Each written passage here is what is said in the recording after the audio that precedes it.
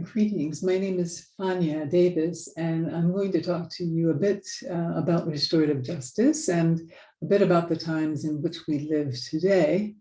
And this is a continuation of the talk that I began at the Wisconsin Association of Treatment Court Professionals.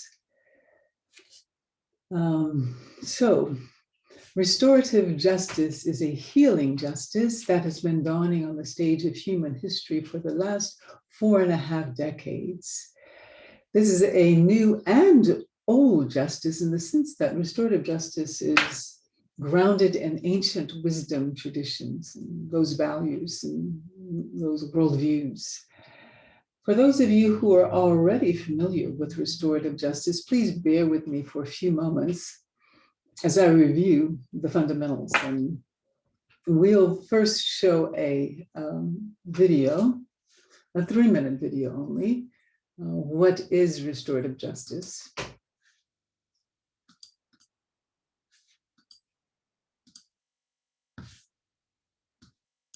If crime hurts, then justice should heal. That's Fania Davis. It makes sense, right? Unfortunately, that's not what we're doing. In the US, there are 2.2 million people behind bars and nearly 5 million on probation and parole in a system of mass incarceration laden with racial injustices that disproportionately affect minority communities. 1 out of every 14 children has a parent in prison, destroying the health, stability, and resources of entire communities. This is the retributive justice system, and it operates on the theory that punishing people for crime makes them stop. It's hugely expensive, destructive to the human spirit, and worst of all, it doesn't work. Psychiatrist James Gilligan even calls it the most powerful stimulant of violence that we've yet discovered. People are looking for another system. Fortunately, there is one. It's called restorative justice. It focuses less on punishing the crime and more on holding people accountable in order to heal the harm. Restorative justice is based on who we really are. We're designed to live in community, to be of service to one another, and to nurture and repair our relationships. Where the retributive system asks, who did it, what rule was broken, and how do we punish them? Restorative justice asks, what is the harm? Who has been harmed? How do we repair it? Here's how it works. All the stakeholders get a chance to be heard in a facilitated process that balances the needs of victims, offenders, and the community. The person harmed explains how he or she was hurt. This itself is healing as it meets the need for acknowledgement, validation, and repair. The person who did the harm is held accountable in a new way. They're also given the opportunity to accept responsibility for their actions, which is also healing, share their perspectives, and to make amends for the harm they caused in the relationships that were broken. The whole community has a chance to address the underlying problems that gave rise to the situation, and then everyone works together to find a way to restore balance and offer healing to all stakeholders. In restorative and community justice, the concept of beloved community and living in right relationship is key. You're restoring justice and just relationships within the whole community. Does it work? Well, look at this. In the prison system, wherever restorative justice is tried, recidivism has plummeted. In schools, switching to restorative justice drops suspension, improving students' educational and social well-being while reducing bullying and other manifestations of violence. And it costs next to nothing by comparison. One teacher said, every time I used the retributive system, I lost a relationship. Every time I use this new system, I gain one. Restorative justice is justice that works, justice that transforms, justice that heals. Now that sounds like something we all want more of in our communities, so spread the word in yours.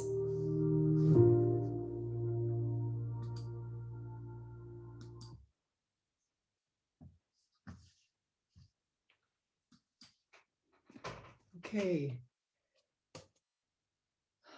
So, as you can see, restorative justice invites a paradigm shift in the way that we think about and do justice.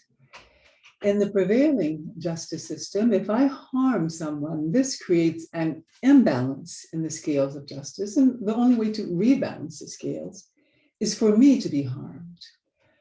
In other words, if I cause harm, I must be harmed, whether suspended or expelled in school settings, or punished, incarcerated, or executed in justice settings. This is our way. We harm people who harm people to show, presumably, that harming people is wrong. But this only replicates, multiplies, and reproduces harm, right? We only model precisely the behavior that we say that we condemn, right? An eye for an eye, a tooth for a tooth leaves the whole world blind and toothless, according to Mahatma Gandhi. And as Dr. Martin Luther King has said, we cannot expel darkness with darkness. Only light can do that. So the beauty of restorative justice is that it flips the script. Most people see restorative justice as a conflict resolution program only. It's important to understand that restorative justice is more than that. It's a way of life. It's a worldview rooted in ancient wisdom traditions and fundamental values of respect and relationality and responsibility. Those are the 3 R's of restorative justice values. Let's take them one by one. So respect. I'm reminded of the South African Zulu greeting, Sawubona. That means, translated, I see you. I see your goodness. I see your spirit. I see you beyond the worst thing that you have ever done. I see you beyond the worst thing that has ever been done to you. And so respect means unconditionally honoring that inherent goodness, or honoring that spark of the divine that many cultures say dwells within every human being. The second value is relationship. Restorative justice is rooted in the African notion of Ubuntu, the profoundly communitarian view of Southern Africa that translated means I am because we are, and we are because I am. I am who I am because of my relationships with you and with all of the inhabitants of this earth. We are relational beings. We are who we are because of our relationships. We are coded as human beings to be in relationship with one another. And so restorative justice is based on the Lakota Sioux core value of Mitakuye Yasin, which means, translated, we are relatives. We are here on earth to learn to take care of one another. Dr. King also talked about the inherently interrelated structure of reality. And he said, all humans are tied in an inescapable network of mutuality in a single garment of destiny. The third value is responsibility. We exist in this web that I was talking about a moment ago of reciprocality and interrelationship for good or bad. The coronavirus is an example of how it can be for the bad. But precisely because we are so connected, we bear a responsibility to live in right relationship with one another. Meaning that we should take care not to hurt one another, because to do so would only hurt ourselves.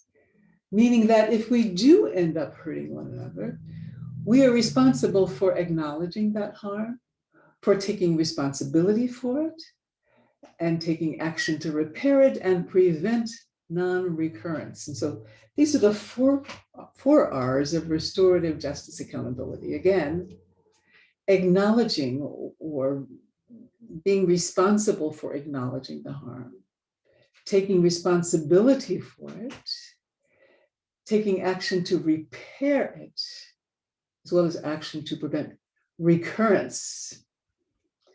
Because it is a set of values, restorative justice is practiced in diverse settings, whether families, communities, schools, and the justice system, churches, and other settings.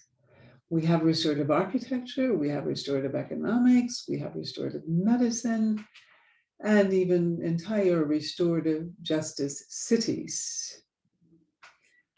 Not only are restorative justice's applications virtually limitless, restorative justice research demonstrates that it is effective. The nonprofit organization that I co-founded and co-created, Restorative Justice for Oakland Youth, our first pilot was so successful that with a push from student organizing, the school district adopted restorative justice as public policy. By responding to youthful wrongdoing restoratively instead of punitively, we were able to slash suspension rates and arrest rates and to save thousands of young people from the school to prison pipeline. Racial disparities in suspensions and other school discipline declined as well, though more work is needed in that area. At schools where restorative justice was implemented, we saw positive academic outcomes and we saw positive social outcomes. Students learned to talk through instead of fight through their differences. We significantly, as a result, reduced and in some cases even completely eliminated violence, including in juvenile justice involved schools. Girls who were longtime enemies became friends after sitting in peacemaking circles. When community grief and healing circles were done in the wake of homicide, there was no retaliatory violence. However, restorative justice is not a panacea. It is not a magic wand, and it's not even always appropriate. If a party who has caused harm does not take full responsibility for it, or minimizes or trivializes that harm, a restorative justice encounter is not appropriate because an encounter with a person who was harmed will result in another harm being done to that person. It will cause further harm. And of course, the whole point of restorative justice is to interrupt harm, not cause additional harm. For the last 45 years or so, restorative justice has been rapidly expanding in the United States and internationally, especially in schools and communities, justice, and workplace settings. Now maybe we can just reflect a little bit on how treatment courts and restorative justice are similar. It's become clear to advocates of both. Hold on just one moment, please. I've lost some information here. It's becoming clear to both advocates of restorative justice and treatment courts that America cannot incarcerate its way out of drug addiction, mental illness, homelessness, and juvenile wrongdoing. They're similar in that way, right? Both treatment courts and restorative justice also recognize that retributive responses create greater dysfunction, exacerbate antisocial behaviors, and increase reoffending. Also, we can say that both treatment courts and restorative justice offer a new approach to justice. Both go beyond punishment and retribution to focus on needs and responsibilities. The cornerstone of treatment courts is to focus on treatment. The cornerstone of restorative justice is to focus on repairing and healing the damage to relationships. Another similarity is that treatment courts and restorative justice do not put parties into adversarial relationships like our retributive justice system does. Both involve putting together a team that works together collaboratively to repair, to heal, to improve lives. Treatment courts work together with a team including judge, prosecutor, defense attorney, treatment provider, probation officer, and others. The restorative justice process is also collaborative, involving the person causing harm, the person who's been harmed, community, other persons impacted, and family members. In both settings, the defendant is urged to be honest, to admit wrongdoing, to take responsibility for what they have done. Prevailing adversarial justice encourages the person causing harm to deny responsibility, actually, right? And to proclaim themselves without responsibility until proven that they are responsible. In our criminal justice system, the voice of the person causing the harm is rarely heard, not to mention the voice of the person who has been harmed. The person causing harm in both restorative justice and treatment courts, however, participate actively as a central actor in treatment court and restorative justice processes. Prevailing criminal justice is often backwards looking. It accuses and adjudicates and sentences. It blames and judges and punishes for past harm. Restorative justice, on the other hand, and treatment courts are forward-looking and seek to provide resources to help improve the lives going into the future of those affected by criminal behavior. So in this sense, you could say treatment courts and restorative justice demonstrate a balanced concern for all affected by criminal wrongdoing. Treatment courts emphasize treatment and rehabilitation and being therapeutic, interrupting addiction and criminal behavior.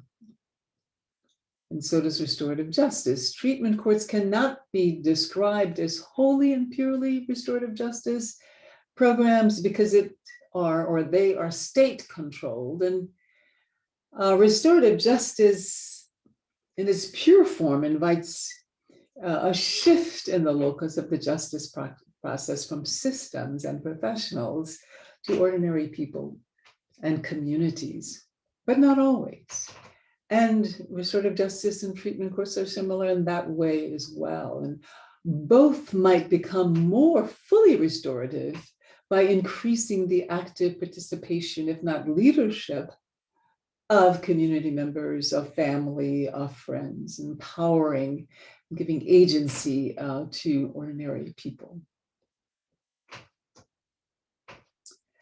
So that concludes my remarks on restorative justice. But before I end, I want to talk a little bit about race and racial justice and whiteness in these times. So the United States, we are beginning to see, is a nation that is born not in liberty, not in the proposition that all are created equally.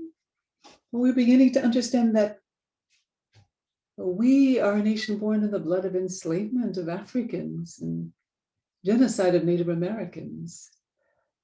We are a nation founded on, therefore, white supremacy, the bedrock belief that the white race is inherently superior to the Black race.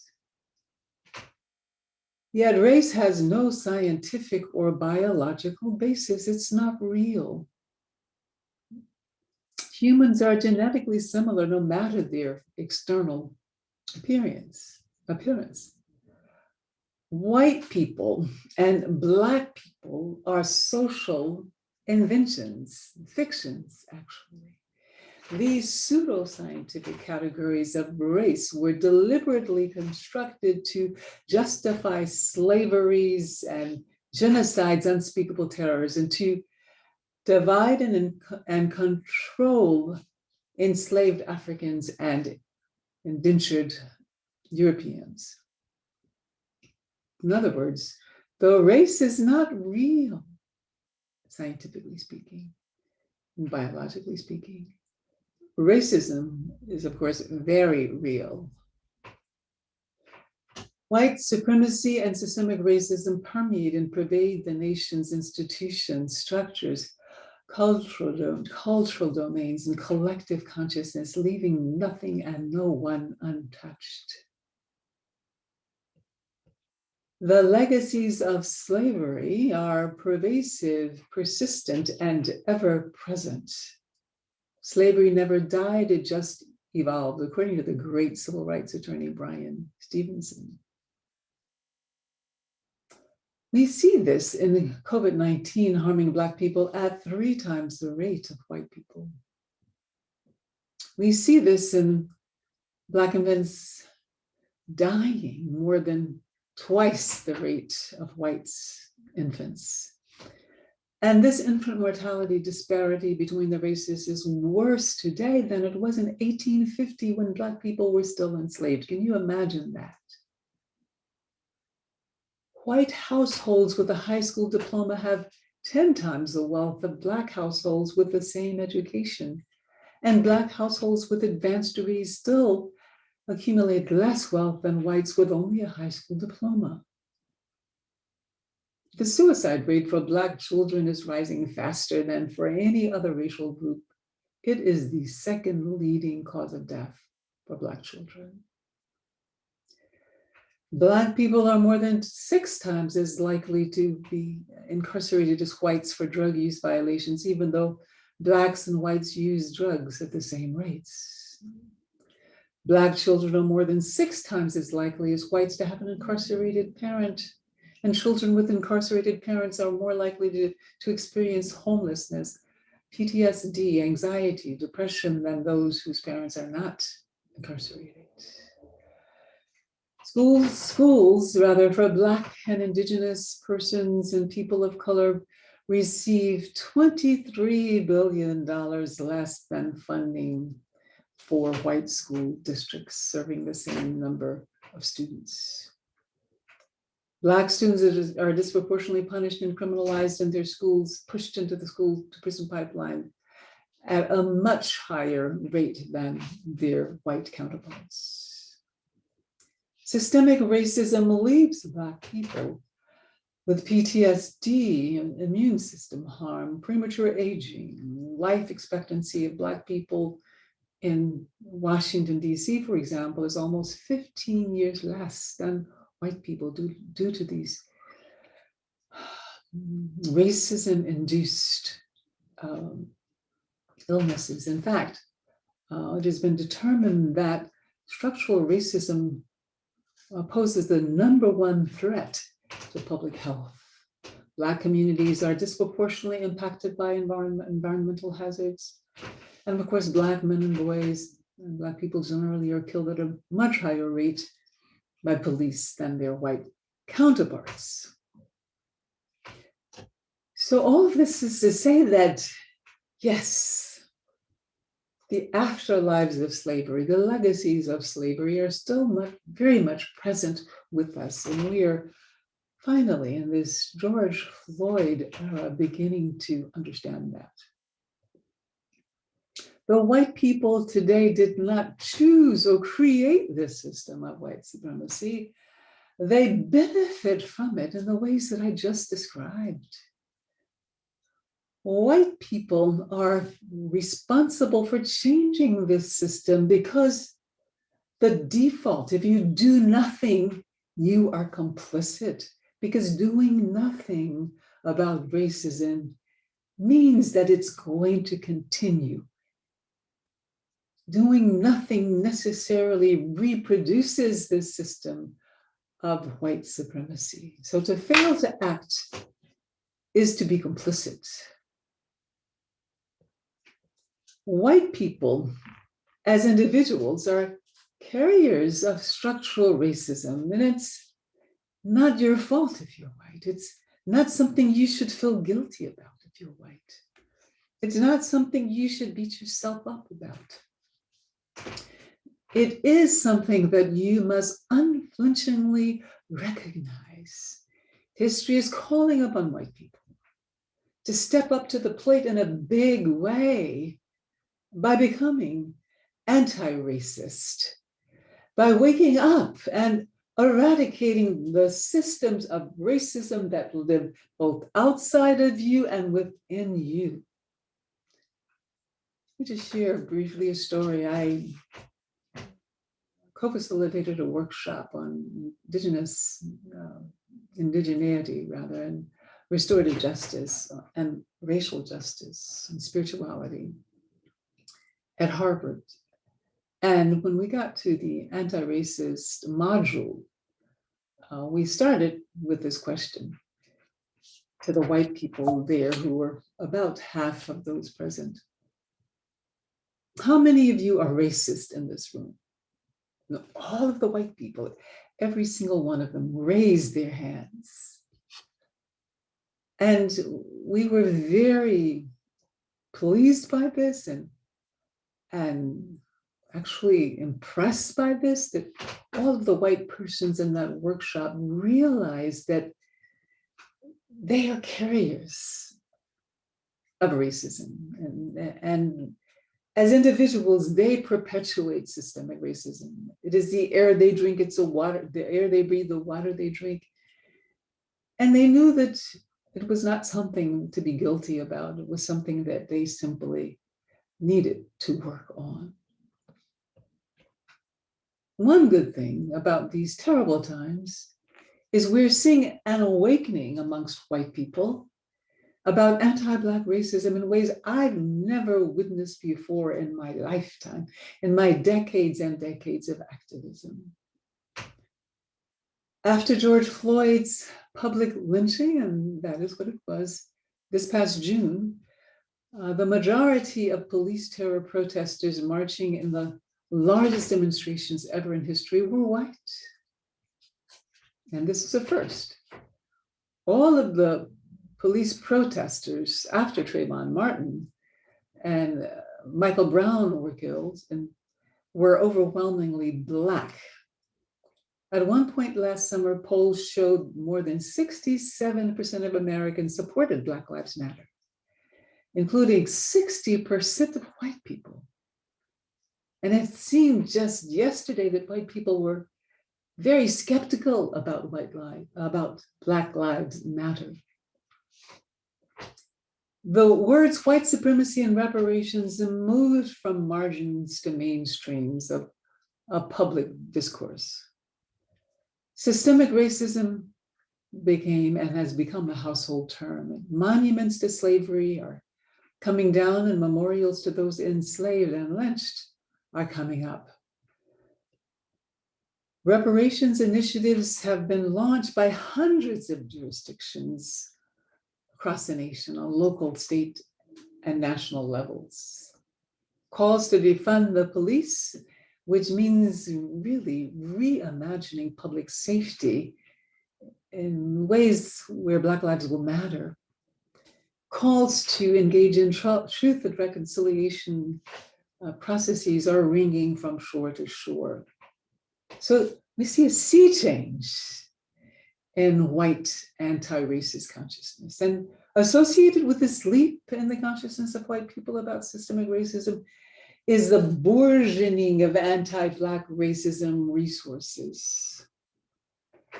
There's a proliferation of books in the emerging field of critical whiteness. And many of you already know about this literature, like D'Angelo's White Fragility, Debbie Irving's Waking Up White, Nell Painter's The History of White People, Ibram X. Kendi's How to Be Anti-Racist, and many, many others.